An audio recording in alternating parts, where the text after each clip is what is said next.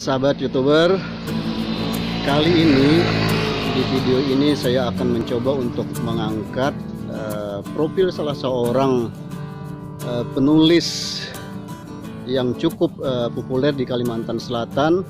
Namun beliau sudah cukup lama meninggal, sehingga apa yang kita gali itu hanya kenangan-kenangan. Dan untuk mengenang beliau dan bagaimana sepak terjang beliau sebagai penulis pada masa tahun 90-an itu, saya akan mendatangi Bang Iwan Yusi, yang kebetulan Bang Iwan Yusi ini pernah menjadi anak buah beliau di satu sekolah dan juga berdekatan tempat tinggalnya dengan penulis yang satu ini. Nah, siapakah dia? Mari kita ikuti videonya. Let's go.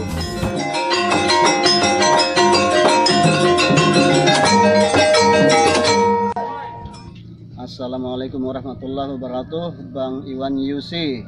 Waalaikumsalam warahmatullahi wabarakatuh. Ya. Bang Iwan Yusi sebagai penulis yang tinggal di Kandangan, Kabupaten Hulu Sungai Selatan, Ya. Tentu lebih banyak mengetahui tentang seorang penulis yang boleh dikatakan beliau adalah penulis senior kita pada tahun 90-an, dan beliau sangat produktif pada masa itu dan banyak meraih prestasi tingkat nasional, khususnya dalam penulisan buku bacaan sebagai kapasitas beliau sebagai seorang guru pada saat itu. Sejauh mana Bang Iwan mengenal beliau? Misalnya kalau dalam hal produktivitas dan kreativitas menulis itu mulai tahun berapa kira-kira Bang? Ya, Uda Jarani. Uda Jarani. Ya. Bisa diceritakan? Ya, yang bisa mungkin saya ingat, Pak Jarani atau di Kandangan itu dikenal dengan istilah Uda Jarani. Uda itu kan dari Padang sebenarnya. Betul, ya. Iya. Uda itu Dia mungkin meminjam beliau. Ya. Istilah Uda itu. Beliau sudah menulis dan sudah cukup kreatif sejak sebagai guru di SMP 1, sebagai guru PMP SMP Negeri 1 Kandangan ya. Banyak tulisan-tulisan beliau sudah ada yang berbentuk drama, Ya. novel. Saya ingat ada satu naskah drama yang pernah kebetulan saya kena hanya judulnya, tetapi tidak pernah melihat barangnya begitu, nggak pernah melihat naskahnya. Beliau tulis bersama dengan Bang Burhanuddin Subli, Bambang Sulah, Ya, lupa. betul. Ya. Sebetulnya bukan cuma itu, banyak juga karya-karya beliau. Selain drama, terutama buku ya, buku banyak menerbitkan buku-buku cerita anak pada saat itu. Ada yang judulnya Ketapel. Ada buku juga pertama beliau yang ada Lelehe. Ada buku pertama beliau itu yang cukup dikenal, itu Kembang Kangkung Danau Bangkau. Oh iya, itu karya pertama yang diterbitkan di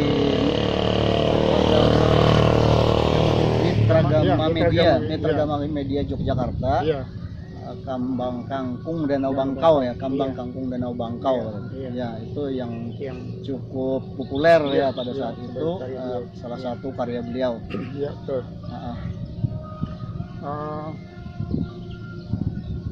Selain novel, beliau juga banyak menulis naskah-naskah teater bersama Bung Burhanuddin Subli. Bang Boy ya. Boy.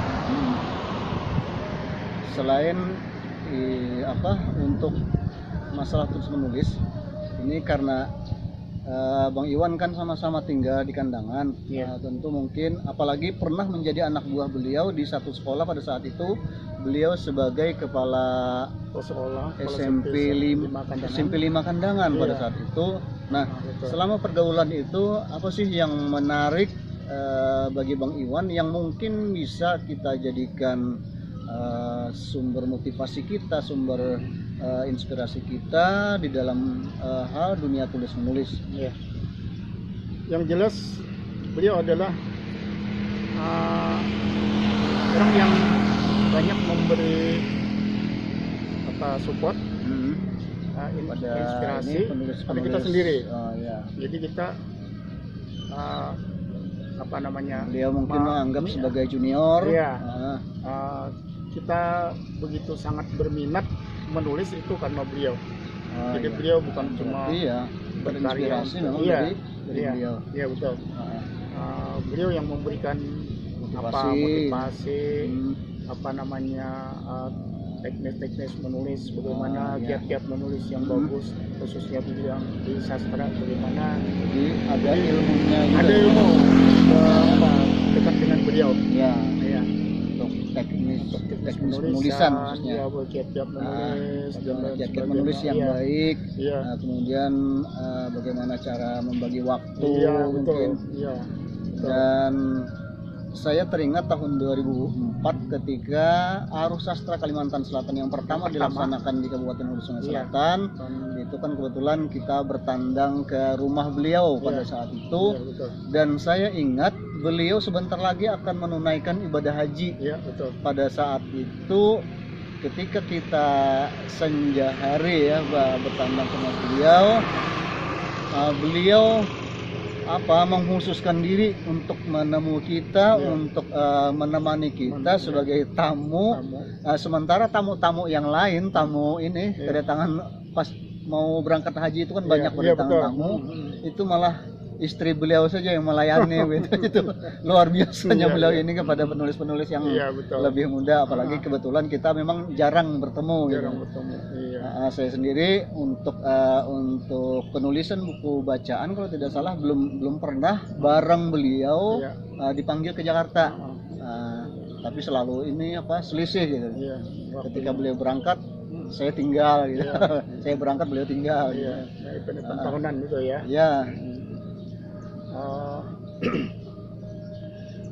Ada lagi mungkin kenangan yang Iwan yang mungkin sangat momentum yang bagus untuk kita jadi teladan. Saat terakhir beliau. Waktu saat hari-hari terakhir beliau meninggal itu, saya temui beliau di Pembaringan. Saya lihat di Pembaringan beliau itu ada asbak tempat abu rokok kan, sambil merokok dia. Pada dalam kondisi sakit ya. Iya, sakit pada. Jadi dia bincang-bincang dengan saya. Kata saya, Pak, bagaimana ini ide untuk menulis masih ada gitu. Jadi kata beliau itu aku sudah benci katanya melihat mesin tik katanya. Saya bingung ini ada apa ini. Bapak ini biasanya beliau sangat antusias berbicara tentang mesin tik, kertas. Tiba-tiba pas begitu ditanya soal menulis sudah benci melihat mesin tik. Saya jadi bingung ini apa ini. Ada apa dengan beliau. Ternyata seminggu kemudian beliau berpulang. Itu yang mungkin sudah sudah penglihatan itu sudah beda sehingga melihat mesin tik itu sebagai sesuatu yang asing, yang tidak menarik lagi. Sudah selamat berpisah sudah dengan mesin tik. Dunia tulis menulis dan mesin tik pada saat itu. Itu yang kenangan dengan beliau yang terakhir tentang saya tanya tentang penulisan itu. Namun tetap beliau berpesan, kamu rajin menulis katanya. Jadi artinya seolah-olah beliau itu menyerahkan tahta kerajaan kepenulisan itu kepada Bang Iwan pada saat itu. Kayaknya seperti itu.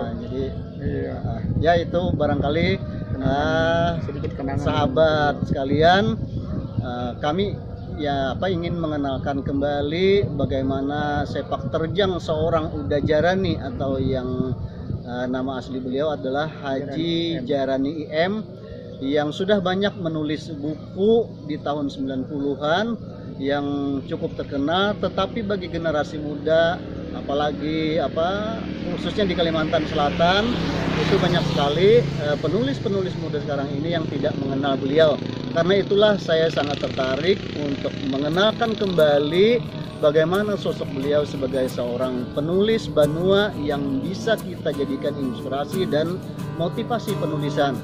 Itu sahabat sekalian, jangan lupa like, subscribe, dan share. Terima kasih. Assalamualaikum warahmatullahi wabarakatuh.